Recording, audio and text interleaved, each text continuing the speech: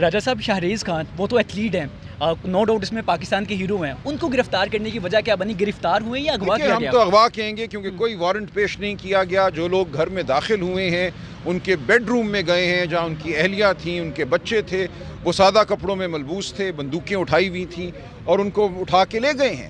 کوئی ان کو نہیں بتایا گیا کہ ان کے خلاف کیا کوئی مقدمہ درج ہے، کیا ان پہ الزام ہے. ایک کالے شیشوں والی گاڑی میں اس جانب چلے گئے.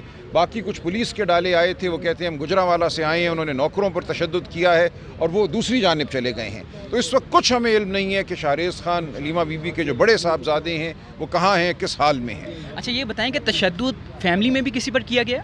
یہ ملازمین تھے، ملازمین پہ تشدد کیا گیا. فیملی تو صرف سہیل خان صاحب جو ونگ کمانڈر ریٹائرڈ ہیں وہ تھے، ان کی بہو تھیں اور ان کے چھوٹے چھوٹے بچے جو 10 سال سے کم عمر کے ہیں، وہ 3 سال 4 سال کے، وہ موجود تھے گھر میں. تو کیا اب ایف آئی آر کروائی جائے گی؟ اگر ایف آئی آر کروائی جاتی ہے تو کس کے خلاف کروائی جائے گی؟ دیکھیے ہم رپورٹ دیں گے، ہم عدالت بھی جائیں گے، ہم ہر جو قانونی راستہ ہمیں میسر ہے وہ اپنائیں گے.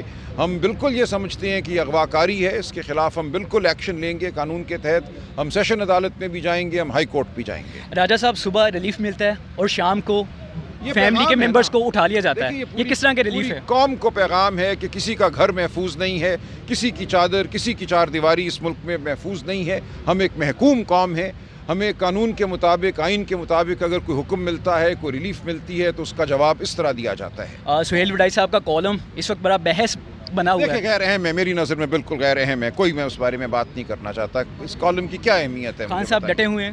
خان صاحب بالکل ڈٹے ہوئے ہیں. خان صاحب چٹان کی طرح کھڑے ہیں. وہ پاکستانی قوم کے انہی حقوق کے لیے کھڑے ہیں جو حقوق 78 سال سے نہیں دیے جا رہے. اس ملک کو 78 سال سے گیرزن سٹیٹ بنایا ہوا ہے. یہاں کسی کا کوئی حق نہیں ہے. قانون آئین سب برائے نام ہے. آج کا ریلیف آپ دیکھ سکتے ہیں کہ مستقبل میں کیا کرے گا؟ کوئی فائدہ مند ہوگا؟ ہم کچھ نہیں کہہ سکتے. ہم سمجھتے ہیں عدالتوں میں اگر ذرا سی بھی ہمت ہے، اگر ذرا سی بھی انصاف دینے کی قوت باقی ہے تو انشاءاللہ خان صاحب سرخرو ہوں گے. ان کے خلاف تمام مقدمے جھوٹے ہیں، لیکن یہ جو فسطائیت ہے اس کا مقابلہ پاکستان کی عوام کو کرنا ہوگا. اچھا، ایک طرف چل رہا تھا کہ خان صاحب کو ریلیف مل گیا اور دوسری طرف چل رہا تھا D D S P R کا بیان کہ جو ماسٹر مائنڈ ہے 9 مئی کا، اس کو معافی نہیں دی جائے گی. یہ کیسے بیان تھے؟ دیکھیں یہ کیا بیان ہے؟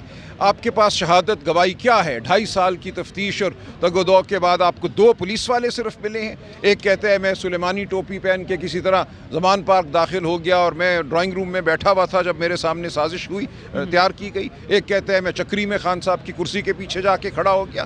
اس کے علاوہ کچھ بھی نہیں ہے استغاثے کے پاس عمران خان صاحب کے خلاف. ہم شروع دن سے کہہ رہے ہیں کہ شفاف تحقیقات کراؤ، ایک جوڈیشل کمیشن بناؤ تاکہ جس کا قصور ہے اس کو قصوروار ٹھہرایا جائے، اور خام خواہ میں ایک آپ بیانیہ قائم نہ کریں جس کا حقیقت سے تعلق نہیں ہے. جس کسی نے جلاؤ گھیراؤ کیا ہے، توڑ پھوڑ کی ہے، اس کو سزا ملنی چاہیے. سر